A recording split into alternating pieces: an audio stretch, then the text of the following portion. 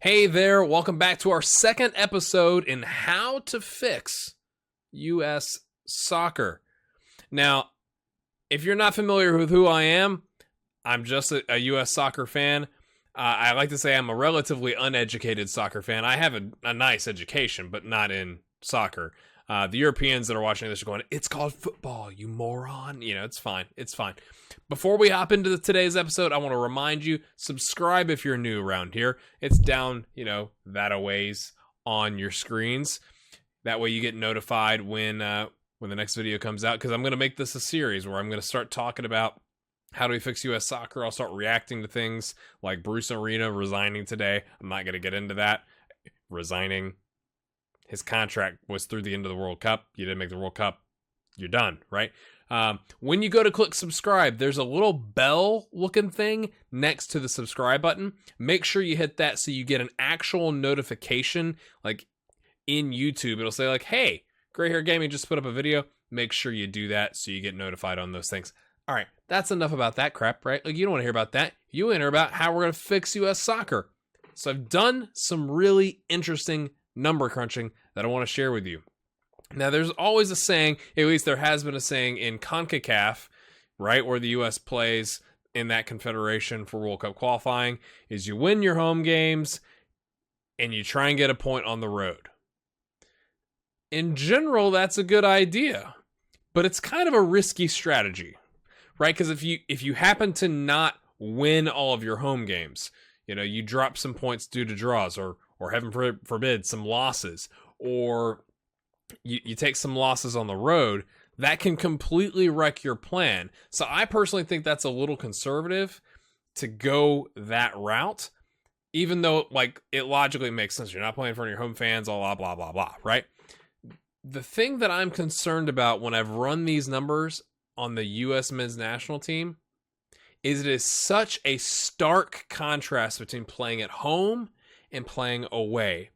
And I think there's obviously more than one reason, but I think there's a reason that they don't come across as ready. Now, I'm not trying to offend anybody that's in US soccer. I'm not on the inside of the program. I don't travel to away games. To be honest with you, I don't travel home games, right? Like, it's an expensive deal. I got 2 kids, whatever. But I think the point is still valid as an observer, because I'm just crunching some numbers. So let's get right to it. First thing I want to show you.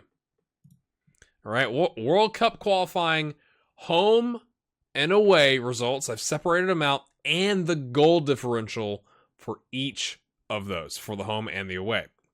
So in the 2018 World Cup cycle, right, so 2016, 2017 games, and I've included not just the hex, which would be the 6 teams in CONCACAF battling out for those 3 guaranteed qualifiers and the 1 playoff spot. I've included the I think it's 6 games before the hex, because those count too, right? If you don't win those games, you don't make it to the hex, right? So I've included those as well, because it also tells the same story about away games. So let's get to that part of it. In the 2018 World Cup qualifying that we just bombed right out of, at home, we're 6-0-2 with a plus 22 goal differential. Away, we're 1-4-3 with a -1 goal differential. To me, that is a stark contrast. It's not like it's -1 away and it's +3 at home and whatever, and you've played some close games and whatever. You've absolutely smashed teams at home. Honduras 6-0, Panama 4-0 come to mind, right? Away, you have had problems. So I've got some notes here. Our away game, the one win we have, is against St. Vincent and the Grenadines, and that was pre-hex. So again, it still counts, but it's like they didn't make it to the hex, to kind of give you an idea of the quality of the opponent, okay? The 4 draws on the away games: Trinidad and Tobago, Panama, Mexico, Honduras. Okay? The losses: Guatemala, pre-hex. If that tells you something, they didn't make it to the hex. You lost to them away. You lost to Costa Rica, and obviously you lost to Trinidad and Tobago. That's concerning to me. That to me is a glaring, like, even if I don't know, you got a couple more, you got 2 wins here and you're +3 goal differential because you had really solid wins against those teams at the theoretical bottom of the table where you ended up. Bitter US fan talking. And again, right, like in this qualifying, and this is, sorry to be clear, you can't see where I'm pointing. So it's the 6-0-2 is wins, draws, losses, right? So that, and the 1-4-3 is wins, draws, and losses. So the 3 losses on the road, really the 2 that count on the away are Costa Rica and Trinidad and Tobago. That's in the hex. Okay, if you get a draw out of either of those games, you're in the World Cup. At home, your losses are to Mexico and Costa Rica. Okay, to be fair, number 1 and number 2 of the group, they're quite good. You're going against number 1 and 2 in the group, maybe play a bit more defensively, right? And those are the games that got Jurgen Klinsmann fired, right? We lost those games. I think it was 2-1 and 4-0. Like, Costa Rica waxed the floor with us, right? So again, you get 1 point from any of the 5 losses, you're in. So I just think it's really interesting. It's like, okay, well, that was just this one World Cup. Maybe it's this group of players. Maybe they just don't know how to, play away or, whatever. And I think you'll see, I don't think that's the case. And especially, I got a lot of comments in the last 2 videos about U.S. players are arrogant. They complain about the conditions. All that's true. Okay. The arrogance, I don't know, right? Like, I'm not with them. I'm not in the media. I didn't ask them questions. The complaining about the conditions seems to be a regular occurrence, and it's kind of like, guys, suck it up. Everybody else sucks it up. Like, what do you want? Mexico goes and gets points on the road. What's your problem, right? Like, go win the game. Go get a point. Just get a point. Get a point. Like, you could title our World Cup 2018 failure as go get a point, and you didn't go do it. Okay, enough ranting about that. All right, let's take a look at 2014. Are we seeing a trend here? 8-0-0 at home, +13 goal differential. 3-2-3, +1 goal differential. So this to me, again, you got 2 draws, and you actually got 3 wins on the road. Let's take a look at who those are. I've got my notes over here just a second. And again, this is over 2012 and 2013 leading up to that. Okay, so the home record, okay, 4-0-0 is against Panama, Honduras, Mexico, Jamaica. All pretty good teams. Again, were they great teams in 2013? I can't tell you. I can't remember. I'm just going off of name brand recognition, right? It's not St. Vincent and the Grenadines. Okay. And also adding, let's see, that was the first 4. Antigua, Jamaica, Guatemala, Costa Rica. So again, 2 of those being probably, I don't believe Antigua and Guatemala made it to the hex in 2000, 13. Okay. But +13 goal differential. Okay, cool. The away games, of the wins, you had Jamaica, Panama, Antigua. Okay. The draws, where are those? Is Guatemala and Mexico. Okay. Losses are Costa Rica, Jamaica, and Honduras. But you still end up with a +1 goal differential, and you don't really care about the goal differential because you got 3 wins on the road, right? And 2 of those wins came, I want to say, in the hex. I want to say the Antigua game was not in the hex. The Jamaica and Panama games were in the hex. So you get 2 wins. That's 1 more win of significance than the 2018. No, because that's 2 more wins of significance over 2018 because the 1 win over here that you can't see my cursor. The 1 win over there is against St. Vincent before the hex. So over here, this is awesome. I'm professional. You have 2 wins of significance in the hex. But do you see what I'm talking about? Like, we don't play well on the road. It's hard, whatever. Go get points. You still had 3 losses, but you also had 3 wins on the road. A piece of me wonders if this squad, why the reason they were complacent, I've got to feel like it's complacency kicked in, or like, oh, we're going to go beat Trinidad and Tobago and whatever it was, whatever happened in the locker room or the mentality or whatever, was not helped by having a plus 22 goal differential, like at home. Like that's like, you are just like, what? When you beat a team 6-0 and another team 4-0, especially the Friday before the Trinidad and Tobago game, you're like, oh, we probably got this, right? That probably doesn't help. So it's like, you got to have the mentality when you go on the road, is that like, you are literally fighting and scrapping for every single point. And obviously, again, 2018 should be called go get a point, go get a point, right? So here's the overall last two cycles combined at home, 14-0-2, with those two losses being in the 2018 cycle against Mexico City and Costa Rica, plus 35 goal differential, and then away 4-6-6 with an even goal differential. That to me, like, you're not anywhere close to where you need to be, right? If you want to compete at the World Cup, and I'm going to talk about this in another video, I feel like our mentality has been like, let's just get there. Like, let's get to the party. Let's get past the bouncer. Let's get to the group stage and see if we can, like, make some magic happen, versus having a plan of, not only are we going to make the World Cup, we're going to get out of the group stage, we're going to beat our knockout round of point. Like, our expectation is to get to the semifinal or the quarterfinal or like whatever it is. It's not a pipe dream. It's an expectation that you're working towards. I'm going to save that for a future video. So that's why you should subscribe. We'll talk about that in the future. But this to me is like, it rings out to me. It's like, wow, like, yeah, go get some points on the road, but there is a stark difference between home and away. So why is that? Why is that? This may be completely off, but I'm going to argue you should play more away games that don't have meaning against good opponents. These things called friendlies. So let's take a look at the friendlies. Number of away international friendlies. Now, there's going to be reasons you have Gold Cup years where it's like you would have a couple away games in the Gold Cup, whatever, right? So there's going to be reasons for some of the years there's going to be zeros, but that means in the years that you don't have that, you have to make up for it, in my opinion. 2017, 0 away international friendlies.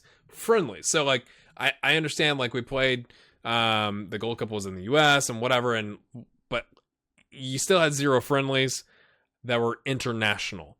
Now, there's reasons for that. Like, you want to have people come to your stadium and wherever it was in California for the January camp, I want to say, what was it? I can't remember who we played, but like 2017, no international friendlies. So you're getting people to come to your games. That's generating revenue for the program. That's a good thing.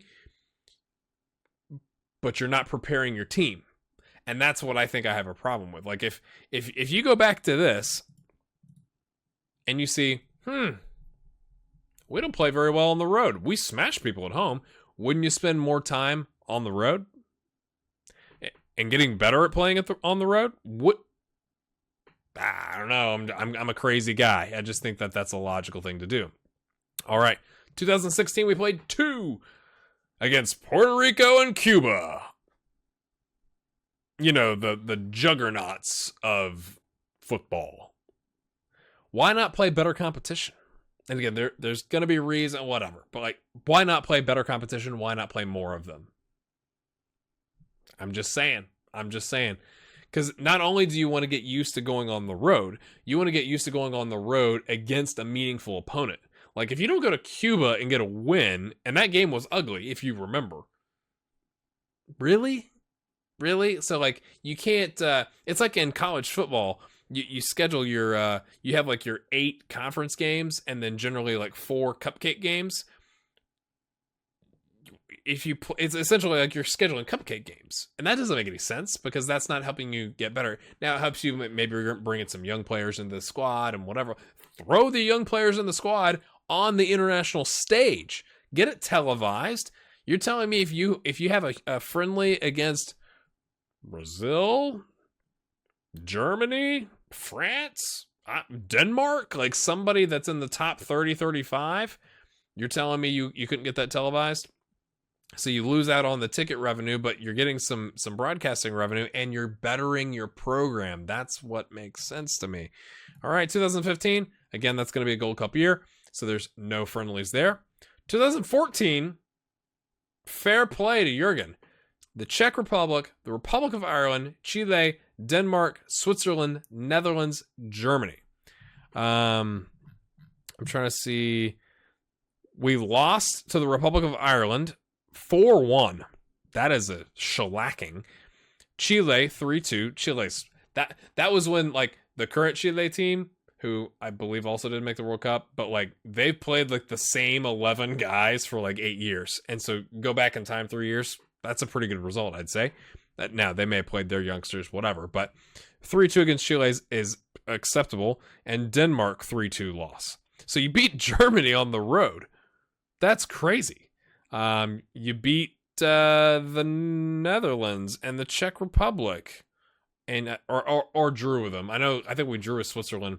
Either way, like you had 7 international friendlies. Now some of those are going to be my guess, because I was looking at the entire 2014 list. I wasn't looking at the dates. Some of those are warming you up for the 2014 World Cup, but still, you had international friendlies. Hey, wouldn't it be a good idea to warm up for the World Cup by having international friendlies if you're going to go play internationally? Yeah. Well, hey, wouldn't it make sense to do that before like the Hex? I'm just saying. 2013, which you can't really see, so I'll scooch down here. Okay, get out of the way. We had 4, which I think is really good because you compare it to 2015, right? So Bosnia and Herzegovina, Scotland, Austria, Ukraine. We lost to Austria and Ukraine. These are good things. Like, even 4 games doesn't seem like a lot, but there's only so many international breaks, right? I don't understand. If you go back to down here, or actually, sorry, let's find it.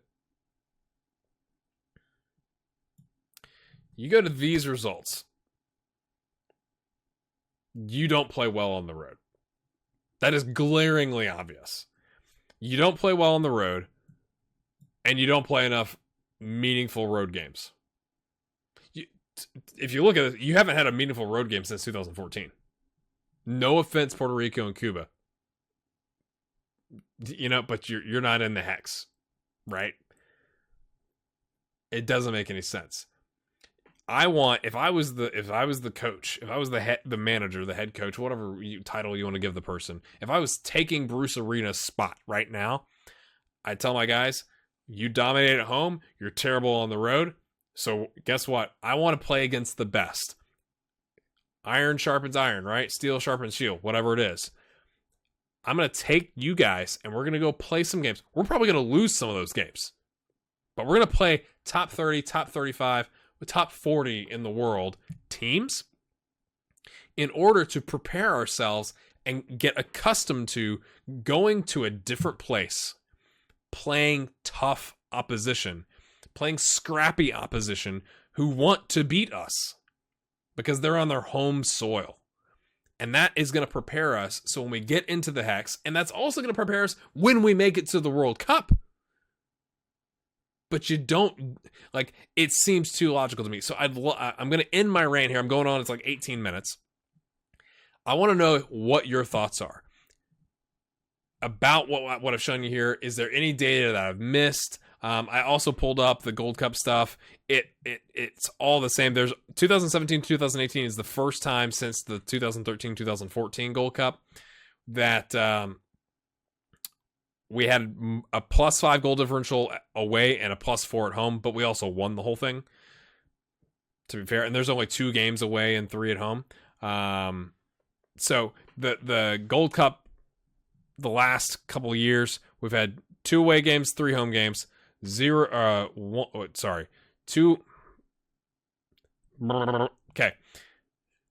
away games, 4 home games in the last Gold Cup. The one before that, we had 1 away game and 5 home games. And then the one before that, we had 1 away game and 5 home games. So it still tells the story that, like, you're winning more at home than you are on the road, but it's not enough games to be meaningful sample size, I think, compared to this, right? That's a nice 16 games, right, of home and away. So that's a good sample size. So I'd love to know your thoughts on this. Do you agree that the U.S. should take on more international friendlies of significant opponents? Leave a comment. smash a like on it. Subscribe if you're new. Hit the bell. If you subscribed to the last episode, but you didn't hit that little bell, go ahead and hit that bell so you get notified.